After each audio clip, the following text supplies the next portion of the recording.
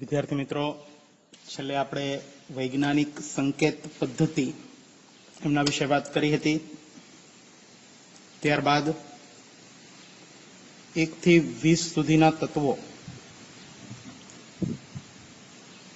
એમના વિશેની વાત કરી હતી. આ તત્વો કયા પ્રકારના આયનો બનાવે, એમનું પરમાણુ દળ કેટલું, ઇલેક્ટ્રોન, પ્રોટોન, ન્યુટ્રોનની સંખ્યા વગેરે વિશે આપણે વાત કરી હતી. આજે આપણે સાર્થક અંક વિશે જોવાનું છે. બરાબર? તો સાર્થક અંક સમજીએ તે પહેલા આપણે કેટલીક સામાન્ય બાબતો સમજીએ.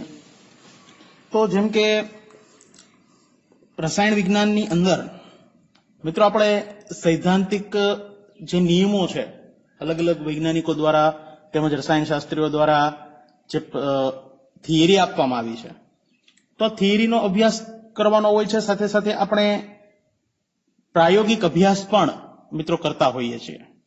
આ પ્રાયોગિક અભ્યાસની અંદર ઘણા બધા નાના તેમજ મોટા અંકો સાથે આપણે કાર્ય છે એ કરવું પડતું હોય છે.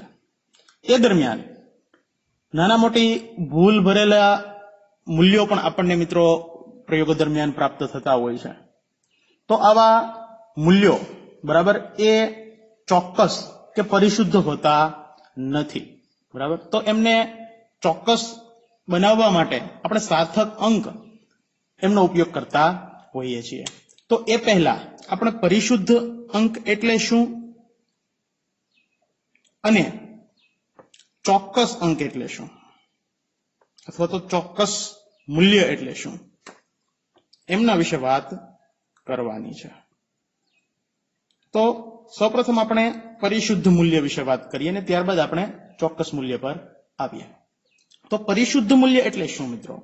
તો કોઈ પણ એક જ જથ્થો એનું જુદું જુદું માપન કરવામાં આવે અને આ માપનનું મૂલ્ય નજીકપણાનું જેટલું હોય એમ એ નજીકપણાનો જે સંબંધ છે એમને આપણે પરિશુદ્ધ કહી શકીએ મિત્રો. તો દાખલા તરીકે તમને કહેવામાં આવ્યું કે કોઈ એક પદાર્થ છે એમનું વજન કરવામાં આવ્યું અને મિત્રો એ વજન છે દાખલા તરીકે 3 ગ્રામ મળે છે આપણને. બરાબર? તો આ 3 ગ્રામ છે એ ચોક્કસ મૂલ્ય છે, 3 ગ્રામ જ હોવું જોઈએ, એ ચોક્કસ મૂલ્ય દર્શાવે છે. બરાબર? તો 3 ગ્રામ એ ચોક્કસ મૂલ્ય છે. પણ 3 ગ્રામના બદલે જો 2.9 ગ્રામ પ્રાપ્ત થાય, 2.8 ગ્રામ પ્રાપ્ત થાય, તો અલગ અલગ વખત જો આપણે પ્રયોગ કરીએ અને બે મૂલ્યો આપણને મેળવ્યા તો 2.9 અને 2.8 એ બંને વચ્ચે નજીકપણાનો સંબંધ છે મિત્રો. તો આ જે નજીકપણાનો સંબંધ છે એમને પરિશુદ્ધ અંક તરીકે ઓળખવામાં આવે છે. બરાબર? તો આ બંને નજીક નજીક છે જેને આપણે પરિશુદ્ધ અંક કહીશું. અને ચોક્કસ 3 ગ્રામ જ હોય, બરાબર, તો એમને આપણે ચોક્કસ મૂલ્ય તરીકે દર્શાવી શકીએ છીએ. તો આ બાબત આપણે એક ઉદાહરણ લઈ અને સ્પષ્ટ કરીએ. તો દાખલા તરીકે કોઈ એ નામનો વિદ્યાર્થી છે, 3 વિદ્યાર્થીઓ છે. એ નામનો વિદ્યાર્થી છે, એક બી નામનો વિદ્યાર્થી છે અને સી નામનો વિદ્યાર્થી છે. આ ત્રણેયને પ્રયોગ કરવા કહેવામાં આવ્યું અને એ પ્રયોગનું ચોક્કસ મૂલ્ય એ 2 ગ્રામ પ્રાપ્ત થાય છે. બરાબર? તો શિક્ષકને અથવા તો પ્રથમથી જ આપણને ખબર છે કે આનું ચોક્કસ મૂલ્ય 2 ગ્રામ છે, પણ એ નામનો કોઈ વિદ્યાર્થી પ્રયોગ કરે છે. બરાબર? અને 2 વખત એ મૂલ્ય મેળવવાનો પ્રયત્ન કરે છે. જ્યારે પ્રથમ વખત તે પ્રયોગ કરે છે ત્યારે મિત્રો એનો મૂલ્ય છે 1.95 ગ્રામ પ્રાપ્ત થયું અને બીજી વખત એને પ્રયોગ કર્યો તો એને મૂલ્ય પ્રાપ્ત થયું 1.93 ગ્રામ પ્રાપ્ત થયું. તો મિત્રો અહીંયા 1.95 અને 1.93 આ બંને નજીક નજીકના મૂલ્યો છે. આ બંને નજીકપણાનો સંબંધ દર્શાવે છે, નજીક નજીકના મૂલ્યો છે. એટલા માટે આ બંને મૂલ્યો પરિશુદ્ધ છે મિત્રો, કેમ કે તે એકબીજાની નજીક છે. બરાબર? પણ ચોક્કસ મૂલ્ય નથી. શા માટે ચોક્કસ નથી? કેમ કે ચોક્કસ મૂલ્ય છે આપણને 2 ગ્રામ મળવું જોઈએ, પણ અહીંયા જે આપણને મૂલ્ય પ્રાપ્ત થયું એ મિત્રો કેટલું છે? 1.95 1.93. જો આપણે એમની સરેરાશ લઈએ તો આ બંનેનો સરવાળો એને ભાગ્યા 2 જો કરવામાં આવે તો 1.94 આપણને સરેરાશ પ્રાપ્ત થશે, જે 2 ગ્રામ કરતા ઘણું દૂરનું મૂલ્ય દર્શાવે છે. એટલા માટે તે ચોક્કસ મૂલ્ય નથી. પણ परिशुद्ध मूल्य है, केम के आ बने आंकड़ा एकबीजानी नजीक नजीकना है। त्यारबाद बी नामना विद्यार्थीने जो प्रयोग करवामां देवामां आवे अने ए दाखला तरीके पहली वखत प्रयोग करे ते दरमियान 1.94 ग्राम वजन मळे छे एमने अने बीजा प्रयोग दरमियान एने प्राप्त थाय छे 2.05। तो मित्रों अहींया 1.94 अने 2.05 आ बंने आंकड़ा वच्चे घणो बधो गेप छे। जेम के 1.94 थी 2.05 वच्चे आवीए तो 1.95, 1.96, 1.97, 1.98, 1.99 बराबर। पछी राइट 2 अने पछी 2.1 अने 2 नी वच्चे 2.05 मूल्य थी मळतुं होय छे। तो मित्रों आ बंने दूर दूरना आंकड़ा होवाथी, दूરના मूल्यो होवाथी आमां नजीकपणुं नथी, बराबर, दूरनुं मूल्य छे, तो એટલા માટે આ મૂલ્ય परिशुद्ध નથી,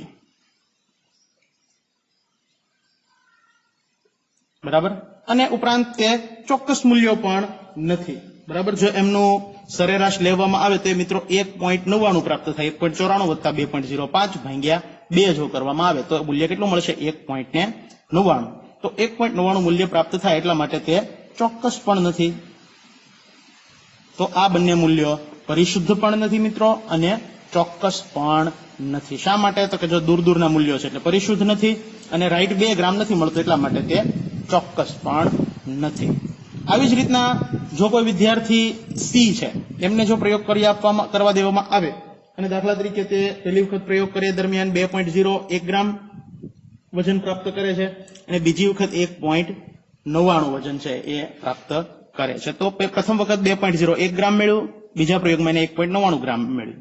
तो बने आ 2.01 अने 1.99 आ बने नजीक नजीकना मूल्य दर्शावे छे। 1.99 पछी राइट 2 ग्राम अने 2 पछी 2.1। तो 2 अने 2.1 ની વચ્ચે આ મૂલ્ય આવેલું છે એટલે કે આ નજીકપણાનો સંબંધ છે એ આ બંને વચ્ચે रहेलो छे। तो नजीक नजीकना मूल्य बने होवाथी आ किंमत जे छे ए परिशुद्ध छे, बराबर। उपरांत आ मूल्यनी जो सरेराश लेवामां आवे मित्रों तो 2.01 वत्ता 1.99 એટલે राइट 2.00 ग्राम आपने प्राप्त थशे। तो जे आपणुं साचुं मूल्य दर्शावे, ચોક્કસ मूल्य पण ते दर्शावे छे। तो ते ચોક્કસ पण छे अने परिशुद्ध पण छे मित्रों। तो तमने समजायुं छे के परिशुद्ध एटले शुं अने ચોક્કસ एटले शुं। परिशुद्ध एटले शुं तो के कोई पण एक ज जथ्थो एमनुं अलग अलग वजन करवामां आवे अलग अलग वखत, बराबर। अने जो ए अलग अलग वखत वजन करेलुं जे पदार्थो छे तो मापन करेला मूल्यो छे ए एकबीजानी जेटला नजीक होय, बराबर, तो ए परिशुद्धता दर्शावे छे। अने जे वजन करवामां आव्युं ए साचा मूल्यनी साथे नजीकपणुं दर्शावे, बराबर, तो एमने आपणे ચોક્કસ मूल्य तरीके दर्शावीए छीए मित्रों। तो आ खूब समझो कि परिशुद्ध मूल्य एटले शुं अने ચોક્કસ मूल्य एटले शुं। तो આવી રીતના ઘણી વખત પ્રાયોગિક મૂલ્ય ગણતરીઓ આપણે જ્યારે કરતા હોઈએ છીએ ત્યારે એની અંદર અનિશ્ચિતતાઓ મિત્રો છે એ આવતી હોય છે। તો આવી અનિશ્ચિતતા છે એને નિશ્ચિતમાં ફેરવવા માટે, બરાબર, અનિશ્ચિત મૂલ્યને નિશ્ચિત મૂલ્યમાં ફેરવવા માટે સાર્થક અંકો વપરાય છે, સાર્થક અંકનો ઉપયોગ કરવામાં આવે છે, બરાબર। તો સાર્થક અંકને આપણે અર્થસૂચક અંક તરીકે પણ ઓળખી શકીએ। અન્ય નામ છે અર્થસૂચક અંક, બરાબર। તો આ સાર્થક અંક અથવા તો અર્થસૂચક અંક દર્શાવવા માટે એમના કેટલાક નિયમો છે એ નિયમો આપણે સમજવા પડે અને ત્યારબાદ અંકની અંદર રહેલા અર્થસૂચક અંક અથવા તો સાર્થક અંકની સંખ્યા આપણે મેળવી શકીએ। तो एना माटेना કેટલાક નિયમો છે મિત્રો, ખૂબ સમજજો। એ નિયમો આપણે હવે સમજીએ, બરાબર, અને અર્થસૂચક અંકની ગણતરીઓ કરીએ। મિત્રો અર્થસૂચક અંક માટે ટોટલ 5 નિયમો છે, बराबर, ए आपणे समझवा पड़शे। तो कोईपण अंकनी अंदर केटला अर्थसूचक अंको छे जाणवा माटेना 5 नियमो छे। एमां नियमो दरेक क्रमशः आपणे समजीए मित्रों। आ नियमो दरेक के तमारे खूब पाका करवाना छे अने व्यवस्थित रीते समझवाना छे, बराबर। आमनुं उदाहरण छे ए मित्रों तमने समझवा माटे खूब ज उपयोगी साबित थशे। तो नियम जोईए। प्रथम नियम जोईए सौप्रथम। तो अर्थसूचक अंक माटेनो प्रथम नियम छे मित्रों के शून्य सिवायना कोईपण अंकनी अंदर शून्य सिवायना बधा ज अंक અર્થસૂચક છે.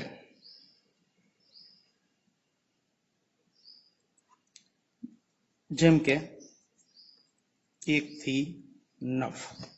બરાબર. તો મિત્રો શૂન્ય સિવાયના દરેક અંકો 1 થી 9 સુધીના જે અંકો છે, બરાબર, એ દરેક અંક છે એ અર્થસૂચક છે. શૂન્ય છે એ અર્થસૂચક અંક છે નહીં. ઘણા કિસ્સાઓમાં અર્થસૂચક છે, પણ એના માટેના આગળના નિયમો આપણે જોશું, એટલે આપણે ખૂબ જ વધારે સમજશું. તો દાખલા તરીકે આપણે એના ઉદાહરણ કેટલાક સમજીએ.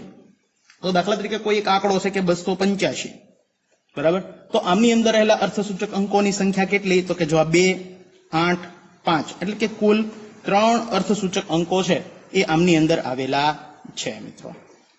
અન્ય ઉદાહરણ જોઈએ. દાખલા તરીકે 3, 5, 8, 2, 3582 આપેલા છે. તો આની અંદર અર્થસૂચક અંકોની સંખ્યા કેટલી? તો કે જો આ 1, આ 2, આ 3 અને આ 4. તો ટોટલ આની અંદર 4 અર્થસૂચક અંકો આવેલા છે. આવી જ રીતે દાખલા તરીકે 4251 આવી રીતના કોઈક આંકડો આપેલો છે. તો આ આંકડાની અંદર રહેલા અર્થસૂચક અંકો કેટલા? તો કે જો આની અંદર કોઈ પણ શૂન્ય નથી, એટલે 1, 2, 3, 4 અને 5, એટલે કે કુલ 5 અર્થસૂચક અંકો અહીંયા આવેલા છે મિત્રો. 31. તો આની અંદર અર્થસૂચક અંકોની સંખ્યા કેટલી? તો કે 1 અને આ 1, ટોટલ 2. તો આવી રીતના પ્રથમ નિયમ છે કે શૂન્ય સિવાયના બધા જ અંક એ મિત્રો અર્થસૂચક છે. બરાબર. તેમના કેટલાક ઉદાહરણો ખાસ સમજો. ત્યારબાદનો નિયમ જોઈએ, નિયમ નંબર 2, કે શૂન્ય સિવાયના અંકોની વચ્ચે આવતો શૂન્ય એ અર્થસૂચક છે. બરાબર. શૂન્ય પણ અર્થસૂચક છે, પણ ક્યારે? કે જ્યારે તે 2 અંકની વચ્ચે આવી જતો હોય ત્યારે. જોઈએ, શૂન્ય સિવાયના અંકોની વચ્ચે આવતો શૂન્ય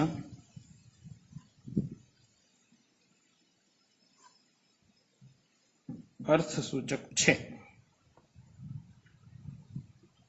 ખૂબ સમજો નિયમ કે શૂન્ય સિવાયના આંકડા હોય અને ઈ આંકડાની વચ્ચે જો શૂન્ય આવતો હોય મિત્રો, તો તે અર્થસૂચક છે. દાખલા તરીકે ઉદાહરણ જોઈએ કેટલાક.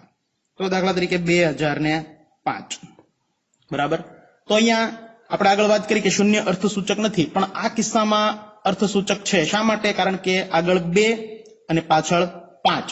તો આ 2 અને 5 ની વચ્ચે જે શૂન્યો આવે છે મિત્રો, એ અર્થસૂચક છે. નિયમ શું કહે છે? તો કે શૂન્ય સિવાયના અંકોની વચ્ચે આવતો શૂન્ય છે અર્થસૂચક છે. તો અહીંયા ટોટલ અર્થસૂચક અંકની સંખ્યા થશે 1, 2, 3 અને આ 4.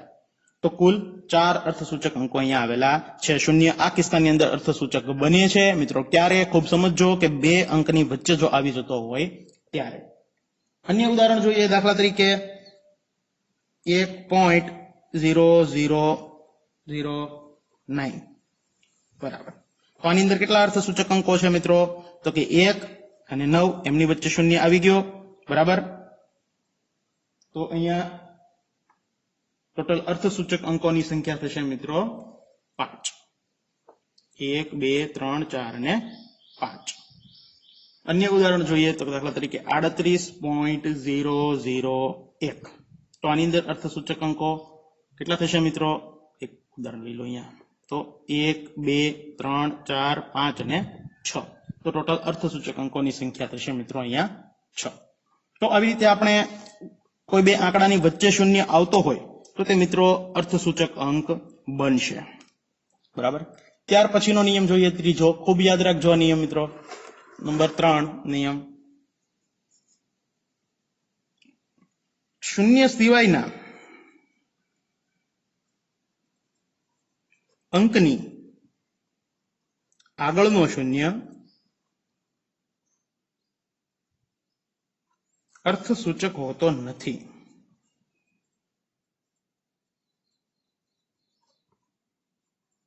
બરાબર. તો શૂન્ય સિવાયના અંકની આગળ જો શૂન્ય આવેલો હોય તો મિત્રો અર્થસૂચક હોતો નથી. ઉદાહરણ તરીકે 0.03. તો અહીંયા પોઈન્ટ આગળ 0 છે, બરાબર, અને આ અંકની આગળનો જે શૂન્ય છે ડાબી બાજુનો, એ અર્થસૂચક હોતો નથી. તો આ પણ અર્થસૂચક નથી, આ પણ અર્થસૂચક નથી, અને આ અર્થસૂચક છે, બરાબર. એટલે અર્થસૂચક અંકની સંખ્યા થશે 1. સમજો, ખૂબ અહીંયા શા માટે 0 અર્થસૂચક નથી? કેમ કે આગળ શૂન્ય છે, બરાબર. તો શૂન્ય જો આગળ હોય તો આગળના જે શૂન્ય છે એ અર્થસૂચક હોતા નથી મિત્રો, બરાબર. ડાબી બાજુના અંકના જે શૂન્ય હોય છે તે અર્થસૂચક હોતા નથી. જો આ શૂન્ય અર્થસૂચક બનત, પણ કયા કિસ્સાની અંદર? જો અહીંયા પોઈન્ટ પહેલા કોઈ શૂન્ય સિવાયનો આંકડો હોત તો મિત્રો આ અર્થસૂચક બનત, પણ અહીંયા પોઈન્ટ પહેલા શૂન્ય હોવાથી આ શૂન્ય પણ અર્થસૂચક નથી, બરાબર. તો અન્ય ઉદાહરણ જોઈએ, 0.0052. તો આ કિસ્સાની અંદર અર્થસૂચક અંકો કેટલા?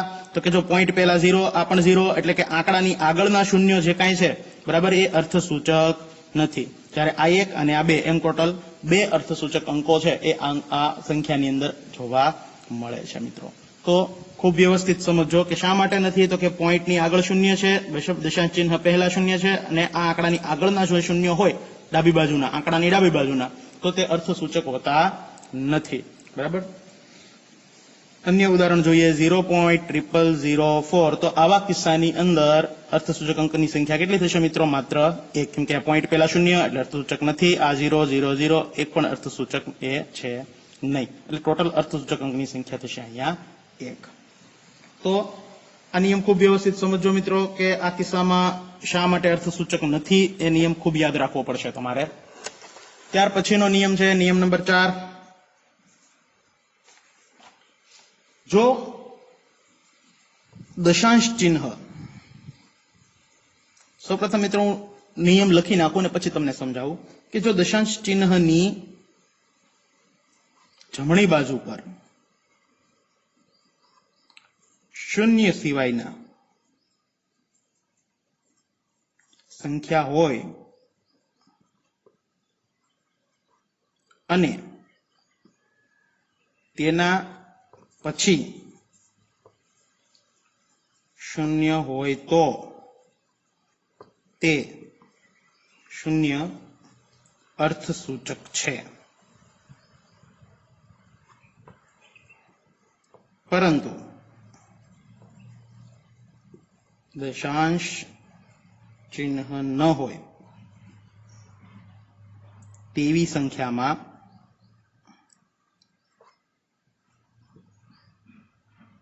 સંખ્યાની જમણી બાજુ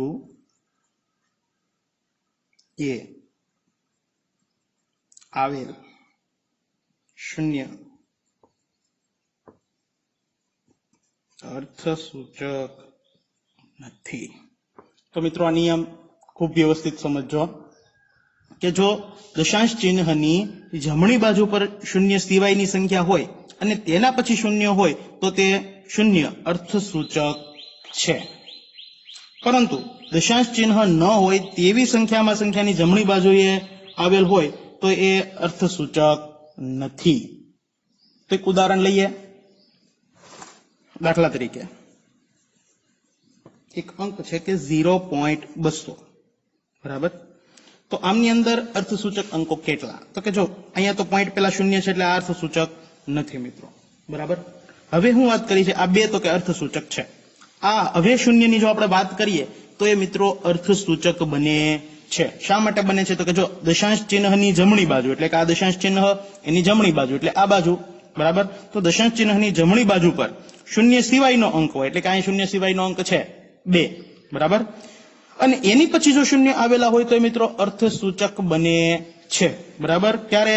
કયા કિસ્સાની અંદર? ખૂબ વ્યવસ્થિત સમજો મિત્રો કે દશાંશ ચિહ્ન હોય એના પછી દશાંશ ચિહ્નની જમણી બાજુ એટલે કે દશાંશ ચિહ્નની આગળ જો શૂન્ય સિવાયનો અંક આવતો હોય અને એ પછી શૂન્ય હોય તો એ અર્થસૂચક બને છે મિત્રો.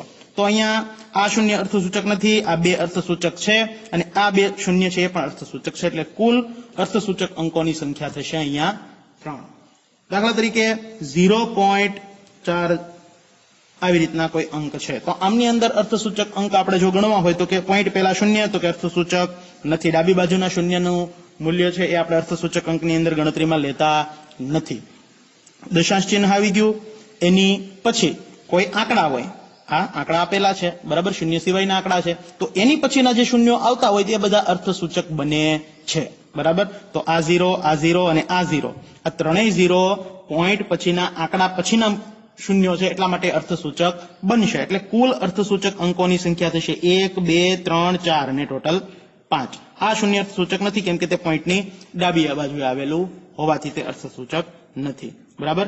અને પોઈન્ટની કદાચ આગળ આવ્યો તો પણ ન બને, પણ આંકડા પછી જો આવેલા હોય, પોઈન્ટ હોવો જોઈએ, પોઈન્ટ પછી આંકડો હોવો જોઈએ અને આંકડા પછી શૂન્ય આવેલા હોય તો તે અર્થસૂચક બને છે મિત્રો. પરંતુ જો અહીંયા શબ્દ વાપર્યો છે પરંતુ દશાંશ ચિહ્ન ન હોય, બરાબર, તેવી સંખ્યામાં સંખ્યાની જમણી બાજુએ આવેલ શૂન્ય છે અર્થસૂચક હોતા નથી મિત્રો. બરાબર. એટલે ખૂબ સમજજો કે દશાંશ ચિહ્ન ન હોય, બરાબર, અને એની આગળ જો શૂન્ય આવેલા હોય તો તે અર્થસૂચક હોતા નથી. દાખલા તરીકે 100, બરાબર, તો અહીંયા ક્યાંય મિત્રો દશાંશ ચિહ્ન છે નહીં, તો દશાંશ ચિહ્ન ન હોય તો આંકડા પછીના જો શૂન્ય હોય તો તે અર્થસૂચક નથી. બરાબર. એટલે અહીંયા 100 ની અંદર અર્થસૂચક અંકની સંખ્યા થશે માત્ર 1. બરાબર. કેમ કે 1 પછીના શૂન્ય છે અર્થસૂચક છે નહીં. બરાબર. એટલે ખૂબ યાદ રાખજો. દાખલા તરીકે અન્ય ઉદાહરણ છે, દાખલા તરીકે 28,000. તો અહીંયા દશાંશ ચિહ્ન નથી દર્શાવેલું, આમાં અહીંયા પાછળ હોય, બરાબર, પણ 2 8 પછીના આ 3 મૂલ્ય જે શૂન્ય છે એ અર્થસૂચક છે નહીં. બરાબર. એટલે કે દશાંશ ચિહ્ન ન હોય તેવી સંખ્યામાં આંકડા પછીના જમણી બાજુએ આવેલા મૂલ્યો છે અર્થસૂચક છે નહીં, શૂન્ય. તો અહીંયા ટોટલ અર્થસૂચક અંકની સંખ્યા થશે આ કિસ્સામાં 2. તો આ થયો ચોથો નિયમ. બરાબર. ત્યારબાદ નિયમ નંબર 5 જોઈએ.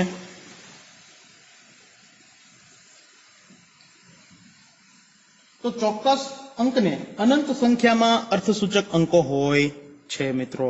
ચોક્કસ સંખ્યાને અનંત સંખ્યામાં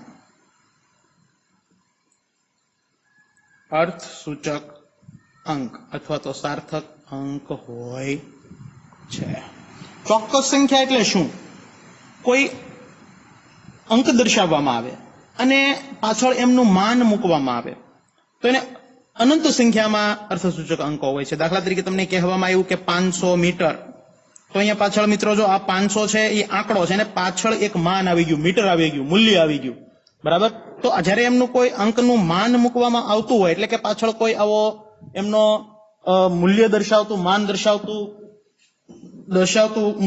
મૂકવામાં આવે, દર્શાવવામાં આવે ત્યારે એમને અનંત સંખ્યામાં અર્થસૂચક અંકો હોય છે. તો 500 મીટરને અર્થસૂચક અંકોની કેટલા હોય છે અર્થસૂચક અંકો 500 મીટરને? તો કે અનંત. પણ જો હું ખાલી આંકડો કહું કે 500, આ માત્ર અંક દર્શાવે છે, એનું માન દર્શાવતું નથી. 500 પણ શું? 500 મીટર પણ હોઈ શકે, કિલોમીટર હોઈ શકે, બરાબર, બીજો કોઈ આંકડો હોઈ શકે, 500 નંગ કોઈ વસ્તુ હોઈ શકે. બરાબર. તો આ માત્ર આંકડો છે.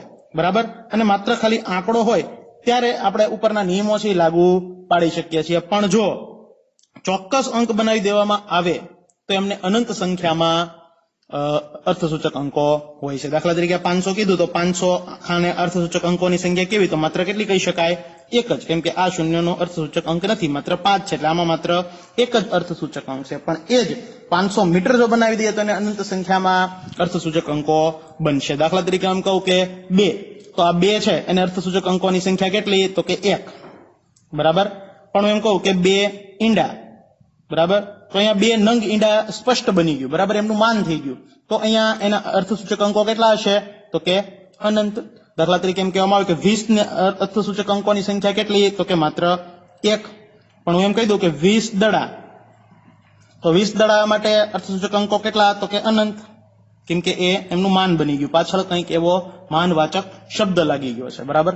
તો આવી રીતે આ 5મો નિયમ છે કે ચોક્કસ કોઈ સંખ્યા હોય, બરાબર, ને માન દર્શાવતી હોય તો એમને અનંત સંખ્યામાં અર્થસૂચક અંકો હોય છે મિત્રો. તો આ ટોટલ 5 નિયમો આપણે જોયા અર્થસૂચક અંક માટેના. બરાબર. અને ત્યારબાદ આપણે આ નિયમો ફરીથી રિવિઝન કરી નાખીએ, ખૂબ ઉપયોગી છે, યાદ રાખજો. તો જો મિત્રો, પ્રથમ નિયમ હતો કે શૂન્ય સિવાયના બધા જ અંક છે અર્થસૂચક છે. એમના કેટલાક ઉદાહરણો આપણે જોયા. બરાબર. આ પ્રથમ નિયમ. નિયમ નંબર 2 હતો કે શૂન્ય સિવાયના અંકોની વચ્ચે આવતો શૂન્ય અર્થસૂચક છે. તો 2 અને 5 વચ્ચે 2 શૂન્ય હોય તે અર્થસૂચક બને છે. બરાબર. તો તો આંકડાઓની વચ્ચે જો શૂન્ય આવતો હોય મિત્રો તો તે અર્થસૂચક હોય છે. આ નિયમ નંબર 2 હતો. નિયમ નંબર 3 કે શૂન્ય સિવાયના અંકની આગળનો શૂન્ય અર્થસૂચક હોતો નથી. જો શૂન્ય સિવાય આગળ એકલા શૂન્ય જ હોય તો અર્થસૂચક હોતો નથી. એના પર કેટલાક ઉદાહરણો જોયા. ત્યારબાદનો ચોથો નિયમ હતો કે જો દશાંશ ચિહ્નની જમણી બાજુ પર શૂન્ય સિવાયના સંખ્યા હોય અને તેના પછી શૂન્ય હોય તો તે શૂન્ય અર્થસૂચક છે, પરંતુ દશાંશ ચિહ્ન ન હોય તેવી સંખ્યાની જમણી બાજુ પર આવે તો શૂન્ય અર્થસૂચક નથી. બરાબર, એટલે કે દશાંશ ચિહ્ન હોય, એની પછી કોઈક આંકડો હોય શૂન્ય સિવાયનો, એની પછીના જો શૂન્ય હોય તો તે અર્થસૂચક બને છે મિત્રો. અને દશાંશ ચિહ્ન ન હોય તો પાછળના શૂન્ય અર્થસૂચક રહેતા નથી. દાખલા તરીકે આ 100, તો 100 ની અંદર અર્થસૂચક અંકની સંખ્યા માત્ર એક જ છે. ત્યારબાદ પાંચમો નિયમ હતો કે ચોક્કસ સંખ્યા હોય તો એમને અર્થસૂચક છે અંકો એ અનંત સંખ્યામાં હોય છે મિત્રો. આંકડો હોય તો નિશ્ચિત મૂલ્ય બની શકે, પણ કોઈ માનવાચક શબ્દ પાછળ લાગી જાય તો અનંત સંખ્યામાં એમને અર્થસૂચક અંકો હોય છે. બરાબર. ત્યારબાદ આપણે વાત કરીએ કે મિત્રો જો વૈજ્ઞાનિક સંકેત પદ્ધતિથી આંકડો દર્શાવવામાં આવે તો આપણે એમને કઈ રીતે અર્થસૂચક અંકમાં ફેરવી શકીએ. બરાબર, તો તેના વિશે આપણે ચર્ચા કરવાની છે. તો દાખલા તરીકે મિત્રો એક આવો આંકડો છે કે 4.01 ગુણ્યા 10^2. તો આ આંકડાને કેટલી અર્થસૂચક અંકો હશે? તો કે આપણે સૌપ્રથમ ઘાત દૂર કરવી પડે. તો ઘાત દૂર કરવા માટે શું કરશું? તો કે આ બાજુ ચાલવું પડશે. તો કે 1 અને 2 પોઈન્ટ જો આ બાજુ ખસી જાય એટલે 10^0 બની જાય. એટલે કેટલા થઈ જશે? આંકડો 401. અહીંયા લ્યો એટલે 10^1 આગળ ચાલો એટલે 2. તો 401 ને અર્થસૂચક અંકો કેટલા છે મિત્રો? તો કે આ 1, આ 2 અને આ 3. અહીંયા શૂન્ય અર્થસૂચક અંક છે આપણા નિયમ નંબર 2. બરાબર ને, આંકડાઓની વચ્ચે આવી ગયો એટલા માટે. ત્યારબાદ દાખલા તરીકે 8.256 ગુણ્યા 10^3. બરાબર, આ અંકને અર્થસૂચક અંકોની સંખ્યા કેટલી? બરાબર, એ જોઈએ. તો આ પોઈન્ટ છે, અહીંયા 3 દૂર કરો તો મારે ડાબી બાજુ ખસેડવા પડે. 3 પોઈન્ટ ખસેડો એટલે આંકડો શું બનશે? તો કે 8256. તો આને કેટલા અર્થસૂચક અંકો છે? 1, 2, 3 ને 4. તો ટોટલ અર્થસૂચક અંકોની સંખ્યા થશે અહીંયા 4. ઉપરાંત દાખલા તરીકે છે 20.11 એને ગુણ્યા 10^3. બરાબર, તો આને અર્થસૂચક અંકોની સંખ્યા કેટલી? તો કે પોઈન્ટને મારે 3 આ બાજુ ખસેડવા પડે. તો 1, 2 ને 3. તો 20,110. બરાબર, આવી રીતના અંક બનશે. જો 1 અહીંયા આવે એટલે 10^2 થાય. જો પોઈન્ટ અહીંયા આવી આવે તો શું થઈ જશે? 10^2. આંકડો શું બનશે? 201.1 ગુણ્યા 10^2. હજી 1 પોઈન્ટ આગળ લઈ લો એટલે 10^1. હજી 1 પોઈન્ટ આગળ લઈ લો એટલે અહીંયા શૂન્ય પછી આ પોઈન્ટ આવી જાય એટલે અહીંયા 10^0. બરાબર, એટલે આંકડો શું બની જશે? 20,110. તો આની અંદર અર્થસૂચક અંકોની સંખ્યા કેટલી? તો કે આ 1, આ શૂન્ય થશે કેમ કે 2 અને 1 ની વચ્ચે છે. આ 1 પણ થશે, આ 1 પણ થશે, આ શૂન્ય થશે નહીં મિત્રો, કેમ કે એ પાછળના ભાગે આવેલું છે. તો અહીંયા અર્થસૂચક અંકોની સંખ્યા થશે આની અંદર 4. બરાબર, તો આવી રીતે આપણે અર્થસૂચક અંકો છે એ દર્શાવી શકીએ છીએ. તો હું હોમવર્કની અંદર તમને ઘણા બધા એવા અર્થસૂચક અંકો તમને આપું છું, આંકડાઓ આપું છું. એ આંકડાઓને તમારે અર્થસૂચક અંકની અંદર ફેરવવાના રહેશે મિત્રો. બરાબર, તો એ તમારું હોમવર્ક થયું. બરાબર, હું તમને સાથે સાથે જ PDF ફાઇલ આપી દઈશ. બરાબર, એની અંદર આવા આંકડાઓ તમને આપીશ કે જેની અંદર તમારે અર્થસૂચક અંકોની સંખ્યા ગણવાની રહેશે.